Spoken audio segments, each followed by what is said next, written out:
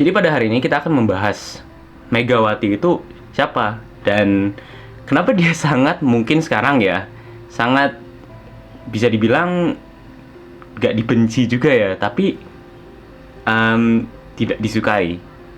Jadi sebelum itu pasti kita harus balik dulu ke sejarahnya. Brief saja, nggak usah terlalu dalam. Let's go.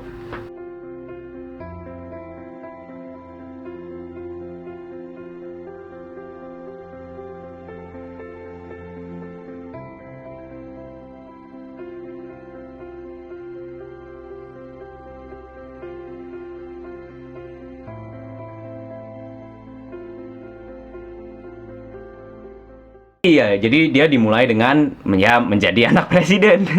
Dalam situ ya dia langsung lah punya sebuah pondasi dan ground untuk ya masuk ke politik. Nah, tapi hidupnya nggak lancar-lancar aja. Yang pasti kan waktu itu bapaknya Soekarno jatuh dari posisinya dan diganti oleh Soeharto. Nah, di situ dia aja nggak bisa lanjut kuliahnya.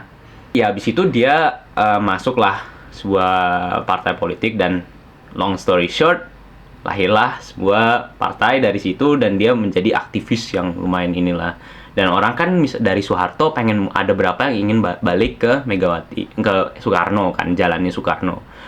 Tapi ya itu ketat lah, itu 50-50 lah antaranya. Tapi ya akhirnya dia jadi presiden. Dia mainly ada 3 hal yang dia bagus lah, yaitu konsolidasi demokrasi. Di situ dia memperbaik demokrasi lagi dan masuklah ke masa reformasi gitu dari Habibie ya. Habibie kan memperbaiki ekonomi atau enggak ya dalam 1 tahun terakhir dia sebenarnya cuman membersihkan apa yang sudah hancur dalam Orde Baru. Itu ya yang dia bisa benarkan saja ya gitu. Nah, Megawati ini ya datang kan setelah itu dan dia konsolidasi demokrasi di Indonesia, yaitu lahirlah demokrasi sekarang di Indonesia yang kita alami kemarin yang pas pesta demokrasi Februari 14. Dia juga memperbaiki stabilitas ekonomi. Jadi kan tadinya ekonomi Indonesia sangat renggang kan.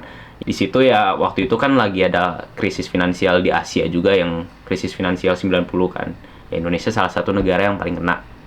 Nah, di situ si Megawati memperbaiki itu stabilitas ekonomi di Indonesia. Nah, terakhir dia juga membangun banyak social welfare programs. Di situ dia membangun banyak program yang memperbaiki healthcare dan edukasi. Nah, itu standar aja lah sebenarnya ya. Tapi banyak juga challenge-nya, yaitu pertama instabilitas politik.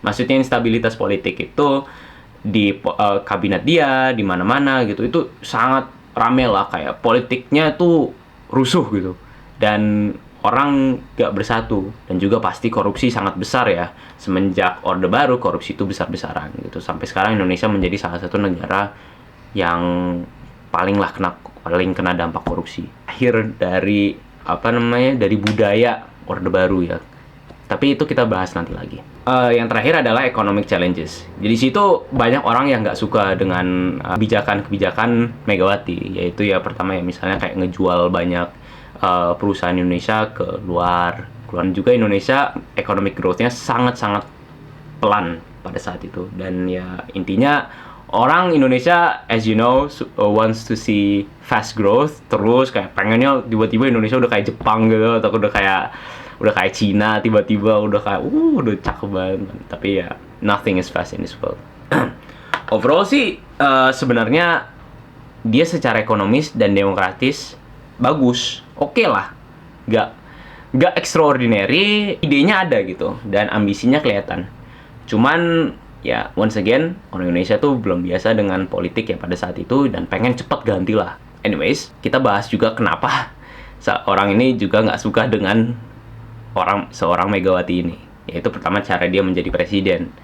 Dia melengsarkan salah satu orang yang lumayan populer lah. Tapi itu let's be honest aja ya, karena juga ya orangnya mungkin udah lebih sedikit tua dan ya itu demokrasi gitu. Orang yang memilih dia untuk menjadi presidennya dia. Dan sekarang kenapa dia nggak disukain sekarang walaupun dia udah menjadi ketua partai? Simply said, That's because banyak dia tuh komen-komennya kurang ya. Dalam beberapa momen dalam karirnya dia, especially sekarang ya, itu dia kayak membuat komen-komen yang tidak baik kepada figur yang lumayan populer pada saat ini. Bayangin kalian ketua partai dan kalian punya kader partai di orang kader itu menjadi presiden yang sangat populer, mendapatkan popularitas sampai 80% di negaranya. Tapi kamu sebagai ketua partai bukannya memuja malah menjelek-jeleki. Itu bingung juga ya kenapa.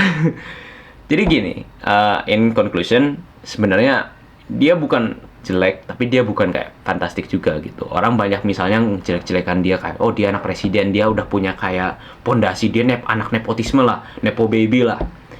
Itu ada benarnya, tapi nggak seluruhnya benar juga. Dia ada di posisi dia sekarang karena emang dia orang yang ya pinter lah. Dia pinter, dia berusaha, dia konsisten, dan dia menjadi di posisi dia sekarang.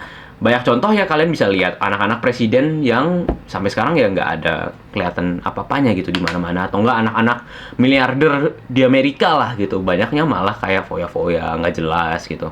Itu kan banyak kan.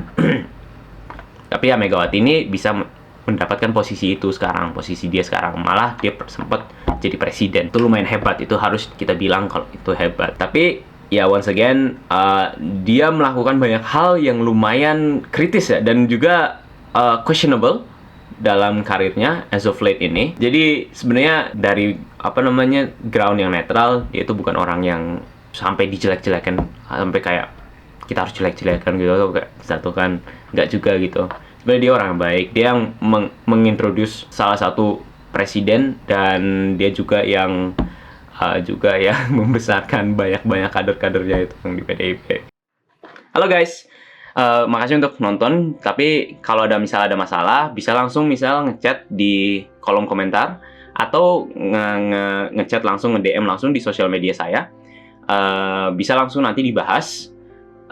Di sini channel saya itu sangat netral, nggak mihak siapapun, cuman hanya untuk mengedukasi aja gitu. Oke, once again, thanks for watching. See you later.